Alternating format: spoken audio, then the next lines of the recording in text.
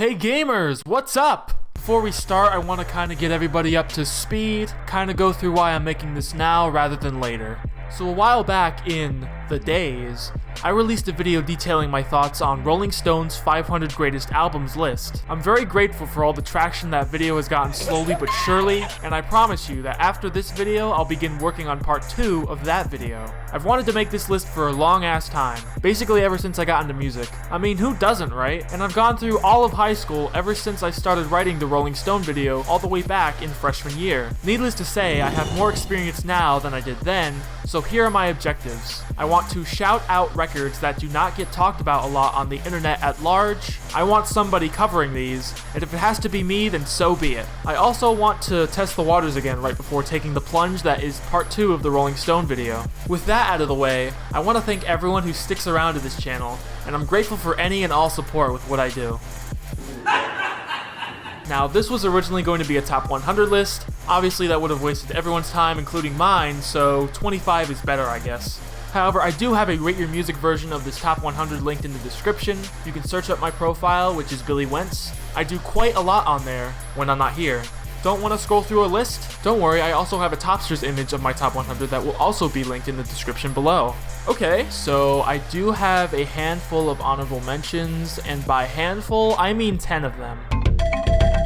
I'll be as quick as possible with every entry on this list, by the way, so get your quarantine masks on, it's gonna be a bumpy ride.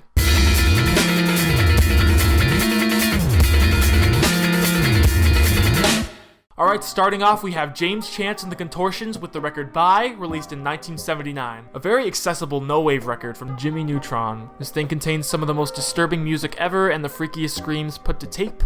I'd come back to this more often, but every time I do, I just get so much anxiety from everything. From the compositions, the sax solos, the steady grooves keeping it all together, and yeah, it's pretty tight.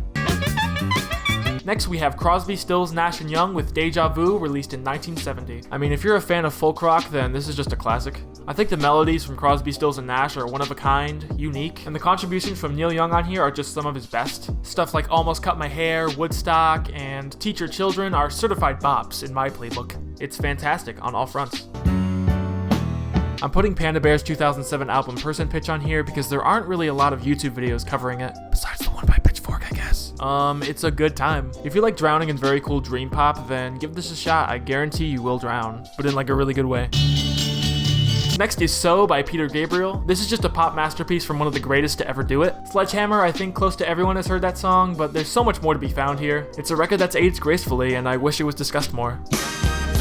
Next is The Radio Department with Clinging to a Scheme, released in 2010. Super condensed, instantly catchy and enjoyable. What more could you want? I think this is better than anything Beach House has done, and that's saying something because I love them too, but this is a super underrated release that deserves more attention.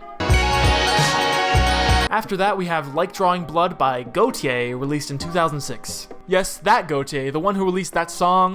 What's it called? You know what it's called. But yeah, he was a pop smash a while back. But I discovered this, which he released before that, and it's genuinely one of my favorites ever. It's super stylish, incredibly underrated most of all. I do not find a lot of people talking about this, mostly because the general consensus among those who've listened is that it's okay, but I've connected with it for the longest time, and I want others to check it out. Nobody really knows when Gautier is coming back. It's been a while since making Mirrors, and I honestly kind of doubt if he ever will at this point. I know that he's involved in some side projects in his home country, which is really nice, but until he comes back as Gautier, this is going to be a reminder that he's really, really talented. But yeah, give this a listen, you'll probably love it.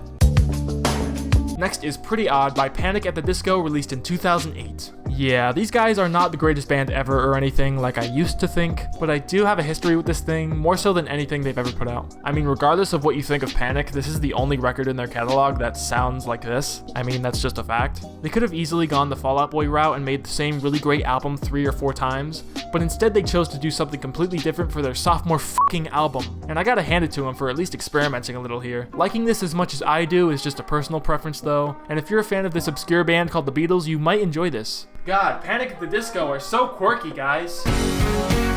Next is Deftones with Saturday Night Wrist, released in 2006. If you like your metal dipped in shoegaze, which doesn't come around super often unless you're talking straight djent, or whatever the frick that word is. You're gonna love this! And yeah, every time I play this, it's just amazing.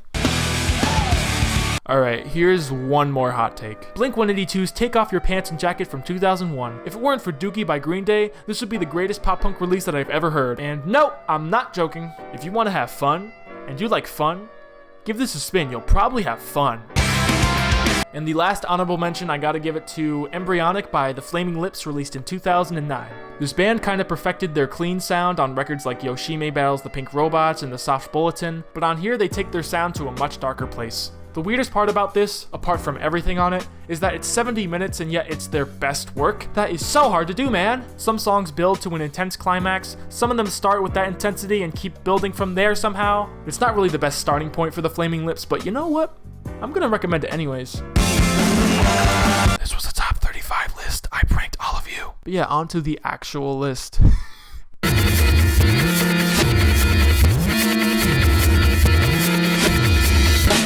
Alright, number 25, we have No Age with their 2008 album Nouns. Now this does not reinvent the wheel or anything, but I gotta say, I always have fun with it. They take the best elements from noise music and pop music, they blend them into this chaotic thunderstorm of a record.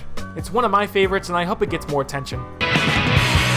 At 24 is Sweet Trip with their 2003 album Velocity Design Comfort. You know the band Caro Caro Bonito? The J-pop act with the female vocalist that borders on children's music? They also cover Death Grips in their free time.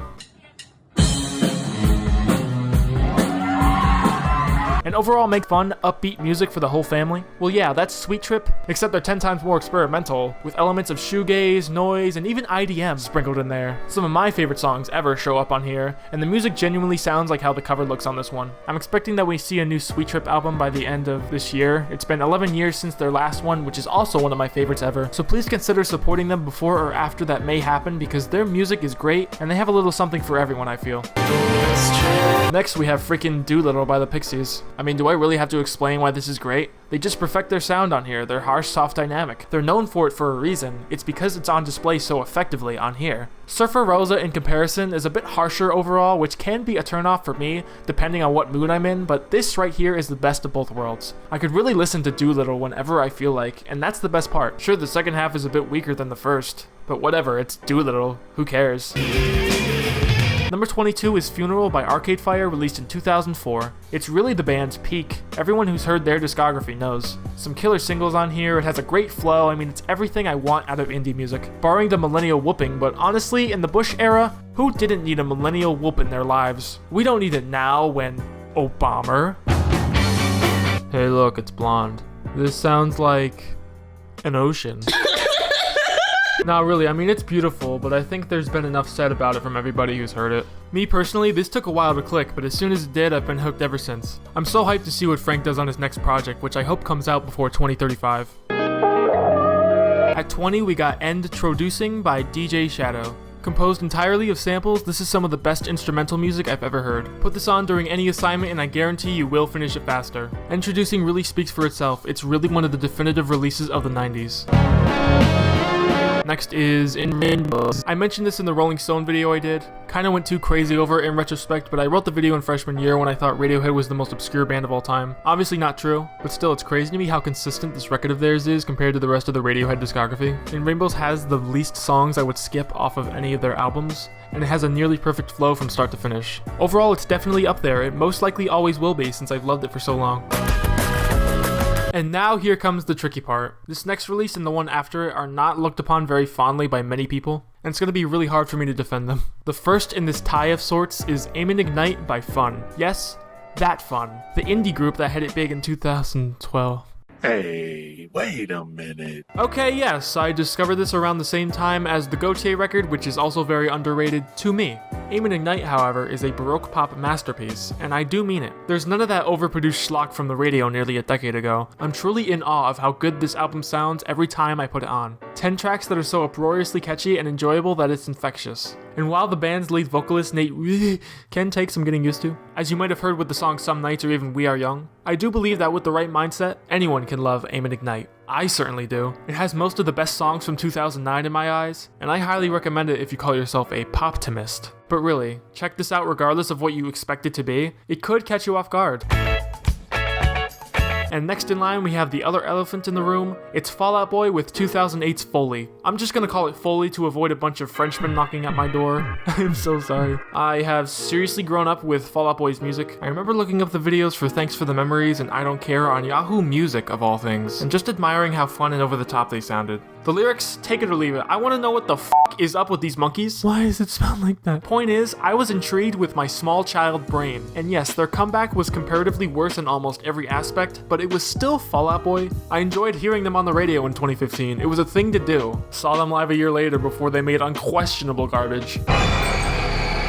They were honestly really fucking tight. So whether you like it or not, I do have a history with this band. Snap back to 8th grade, I downloaded all of their 2000s output on iTunes. These are all great, but Foley has always been a cut above for me for a few reasons. 1. The lyrics are the least pretentious that they've ever been. That was always a problem before. Here though, no.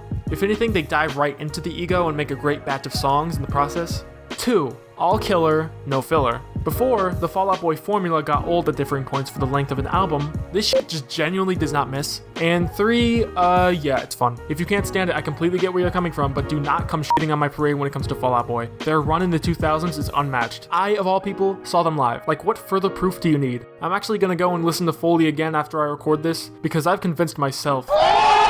Sometimes it's all you need.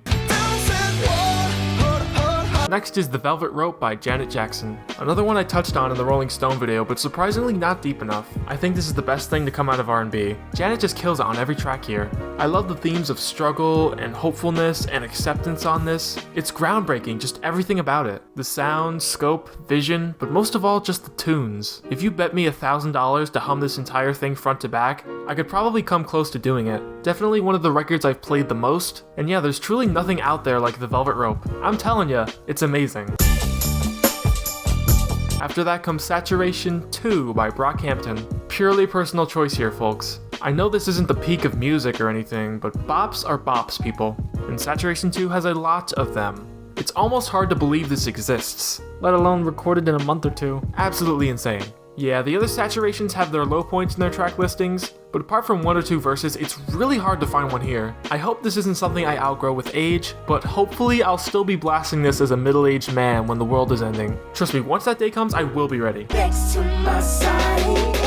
Following that, it's the seminal 2007 release, Untrue by Burial. The undeniably unique sound that this record perfects in such a subliminal way makes this one hard to miss. I hate to be that guy, but this really is an experience. With enough homework assignments and, nights with this on in the background, I feel anyone can appreciate it. Some complain that it's too monotonous or that it relies on a handful of ideas, to which I disagree. Nothing was arranged like this at the time, and if something was, it did not give off any sort of visceral feeling like how Untrue does so effortlessly. Its influence can be seen in all those wacky lo-fi beats to study to, but what do I know? I don't have to repeat this record's accomplishments, it's all there in the music for you. Inching closer and closer to my top 10, we have The Lonesome Crowded West by Modest Mouse. Widely considered to be their most important release, Modest Mouse truly do not hold back on this one. Lyrically, this is soul-crushing, life-affirming, but most of all, fearful of everything, whether it be technology, religion, growing up, or the barren wasteland that is the Midwestern United States. Everything comes together in this 70-minute opus. Instrumentally, any semblance of confidence is either carefully built upon to craft an incredibly fleshed out song, or lashed out in a whirlwind containing some of the most eruptive music I've ever heard in my life. Not to mention, each member gives it their all and makes Modest Mouse not just the name of a band, but a collective force to be reckoned with. Every emotion that I come to find in indie music is on this record, and I think it's truly one of a kind. Now this next one is going to be a bit of a surprise to some of you. I bet since watching my Rolling Stone video you guys were secretly thinking, yeah, I know what number one's going to be. He mentioned it already in an in-depth review of Sound of Silver by LCD Sound System. Bet you didn't expect to see it all the way down here, did ya? Now, I can explain. Don't get me wrong, I still think Sound of Silver is a nearly perfect record by one of the greatest bands ever, but people, there's just this one track on it that grinds my gears every time I hear it. It's the title track. It's 8 minutes long, it consists of one lyrical phrase repeated throughout, sort of like a dance track you would actually play in a club. And I mean, it's okay, but it's sort of aimless. If anything, it's unquestionably the worst track on there for me, and for that reason, I can't really avoid skipping the song every time I spin this entire thing, which the rest of it is perfect. Like legit, everything I said about Sound of Silver and the Rolling Stone vid, oh yeah, that totally still applies. It's amazing. So, yeah.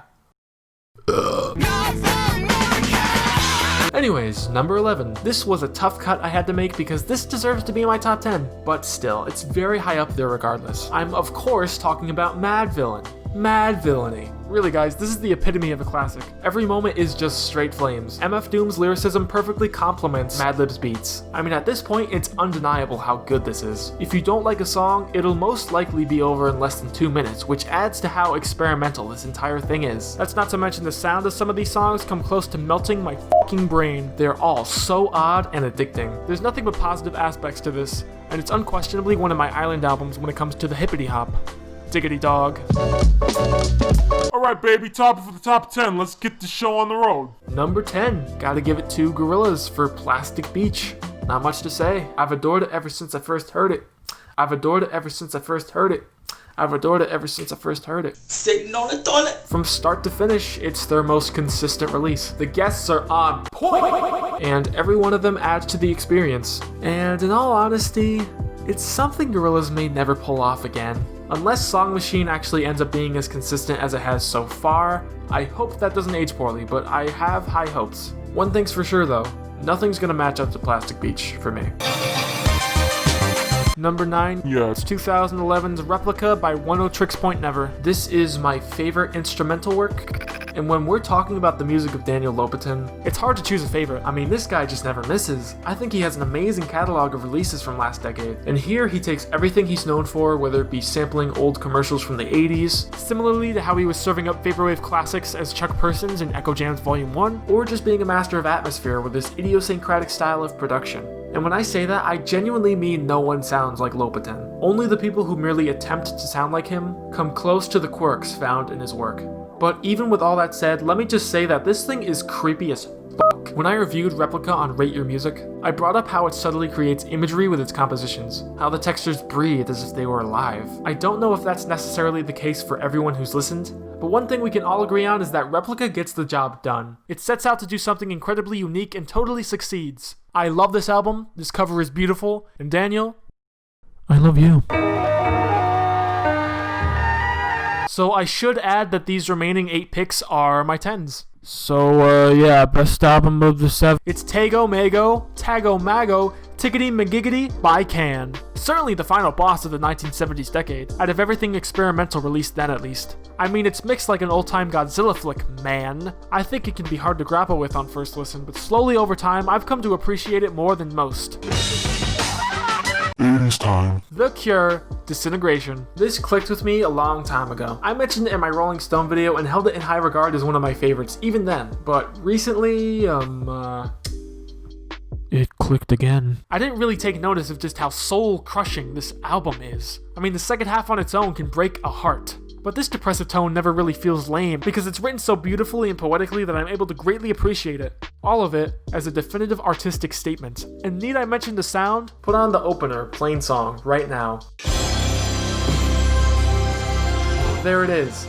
That's the sound. I can guarantee everyone's heard Love Song before at least, right? I mean, that's one of The Cure's biggest hits. That's a perfect expression of love if I ever heard one. Wouldn't you agree? Every moment on Disintegration is the reason why I'm so into it. Fuck that sentence. It has everything you could ever need from a record from this time period, and I think it's a classic. Number 6. Laughingstock. Talk Talk. The last release from one of the most eclectic groups I've ever had the pleasure of knowing about. Laughingstock is a record of gigantic proportions. At just 6 tracks in length, it is completely unlike the band's previous material. When looking at the Talk Talk discography, there's a clear evolution from mid-tier synth-pop to art rock and finally post-rock. Basically what that means is that the song lengths don't matter and the composition can kind of become whatever it wants, as long as it's rock music. And what we get here is easily their finest hour, but also one of the most holistic experiences I've ever gotten out of music. There was just this one night, about a month after the tragic passing of lead singer Mark Hollis, where I decided to revisit Laughingstock after not being very enamored by it in the past. I was in my bed, in the dark. There was no sound other than the music. I listened to it in one sitting, and it's just resonated with me from then onward. I still think about this once every couple of days. It's a powerful, beautiful piece of music to me. And I hope everyone has experienced the joy of coming away from something feeling like that. It's such a great feeling to be moved by a piece of art, and Laughingstock is no exception. Number 5, give it up for Kendrick Lamar, Kung Fu Kenny with Good Kid, Mad City. Yeah, it's this one, guys. Most people know about this album by now. It's basically achieved modern classic status, and for good reason. I think it's the most linear, captivating experience in all of rap music. It genuinely does feel like the audio of a movie at points, but the musical aspect enhances it all to create something incredibly unique. Not to mention there are just nothing but bangers on here. Every track is on equal ground as far as quality is concerned, and they all reinforce each other very effectively. Good Kid, Mad City is something else, man. Love it to death along with Kendrick's other works. Not damn though. 4, give it up to Pet Sounds by the Beach Boys. Unquestionably, the album from the 60s that deserves the most accolades, the most 10 out of 10s, because what it did for music goes without saying. It made the album itself matter. How do you not at least give it some props for that? Even if you think it's boring, which by the way, it's not. If it's turned up like 1% on your phone and it's quiet, that's probably why. Blast that shit, bro, you're missing out! Every song is somehow the best one. I adore them all. Timeless songwriting and overall the most important pop album ever made. Not quite my favorite, but can the other 3 even come close to being as integral as this? Judging by my taste, probably not. Trace, Emergency and I by The Dismemberment Plan.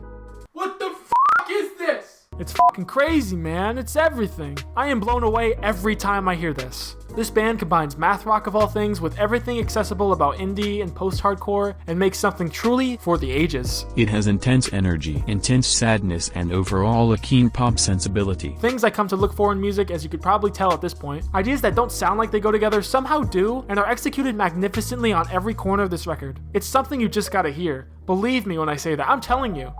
This is insane. Alright, 2 more to go. Second to the best, we have the one and only Flower Boy by Tyler, the Creator. There is a video on this channel called The Top 10 Albums of 2017. It's hard to believe Flower Boy didn't top the list then. Except it totally did, and I've been a fan of this project since day one. And while I didn't go in depth at all in that video, at all, I could really go on forever about this right now if I wanted to. But I don't. Flower Boy is one of the most enduring releases of the past couple of years, to me and millions of Tyler fans out there. All I'm gonna say is that this record is the one singular release that I could say changed my life. It is the one I connect to the most, it's the one I have the most memories with out of everything in this top 10. It is my November, you could say. There are all sorts of people that love this thing close to as much as I do that could tell you the exact same thing. That's just the widespread appeal that the Flower Boy era has on totally epic teenagers, including me. I don't shop at Urban Outfitters though, I'm just saying. I love the music. I said it before and I'll say it again. It's pretty much a flawless album. Not really any other way to put it. My shit grow. And now for the defining moment of this video. The part where I reveal the perfect piece of music that I said I was looking for in my Sound of Silver review. And it's from 2005, which we can all agree was not a stellar time for music. I mean, we apparently wanted to hear shit like My Humps, Candy Shop, Hollaback Girl. Actually, after hearing it again recently, I've come to realize that Hollaback Girl is an incredible song. Definitely a misunderstood release from Gwen Stefani, considering everything else she's released is much, much worse. But you know what's better than that song and subsequently all of music? One album. Animal Collective, one of the best bands, if not the best bands of the 2000s, okay? Let's think about this critically. If you're a band and you release an album that's as good as Feels, one album that's as good as Feels, and then you release another album after that sucks. So you release 2 albums, one of them that's as good as Feels. You're an amazing band because you released an album that's as good as Feels, and Feels is a fucking great album. You're a fucking great band. It's really hard to write and release an album that's as good as Feels, okay?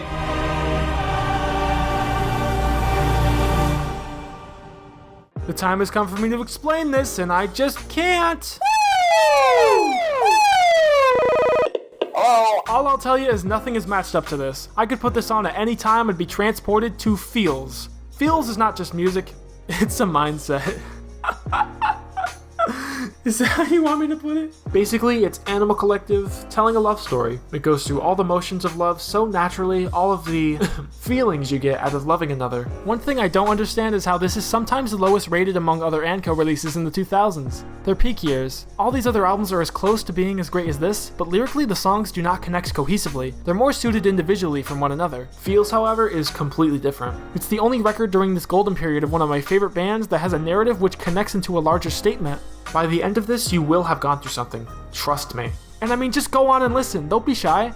It'll probably feel nice on the ears. This video's great. I wish I could show my appreciation for this video. I wish I could respond to it somehow, or be notified in the future when this channel updates, because it's so great. but I don't think there's a way I can do any of those things. Remember to like, comment, and subscribe! Oh!